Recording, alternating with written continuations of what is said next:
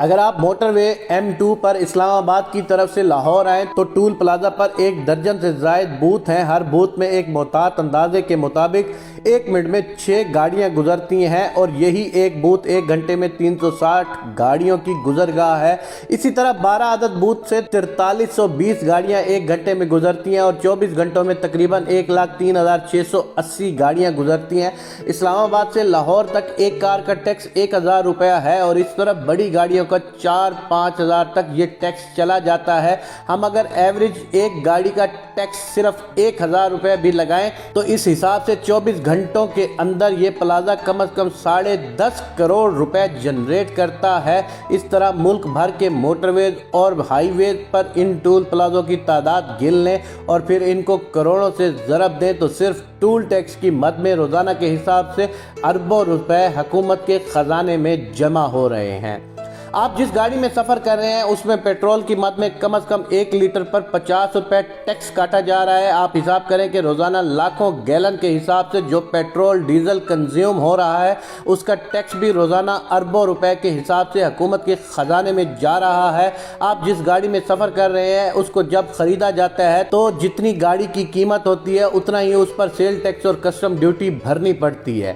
آپ جس گاڑی کو اپنے پاس رکھتے ہیں اس کی سالانہ ایکسائز ڈیوٹی بھی اربوں روپے میں جمع ہوتی ہے۔ آپ کے بجلی کا بل اگر 10,000 روپے ہے تو اصل بجلی کی قیمت 3,000 نکال کر بقایا 7,000 روپے ٹیکس ہے جو ماہانہ ہر کنزیومر سے کاٹا جاتا ہے اور اربوں کے حساب سے حکومت کے خزانے میں جمع ہوتا ہے۔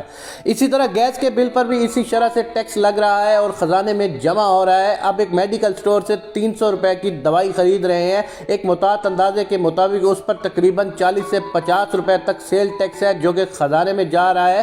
آپ ہوٹل میں کھانا کھا رہے ہیں اور آپ کا 5,000 بل آ گیا تو اس پر تقریباً 500 کے قریب آپ سے ٹیکس کاٹا جائے گا۔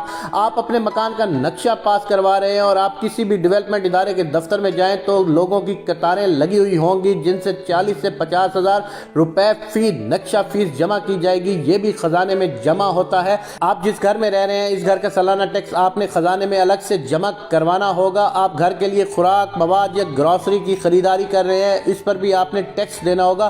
آپ پڑھ رہے ہیں اور اپنے لیے کتابیں اور پینسلیں اور اسٹیشنری خرید رہے ہیں اس پر بھی آپ ٹیکس دے رہے ہیں۔ آپ کسی سیاحتی ٹور پر جا رہے ہیں تو کئی جگہوں پر ناکے لگے ہوتے ہیں اور TMA کے نام پر آپ سے ٹیکس لیا جاتا ہے۔ آپ بینک میں اپنے پیسے جمع کرواتے ہیں یا نکلواتے ہیں اس پر بھی آپ نے ٹیکس دینا ہوگا اور آپ جتنی مرتبہ بھی ایک ہی رقم نکالتے اور جمع کرتے رہیں گے اس پر ٹیکس دیتے رہیں گے۔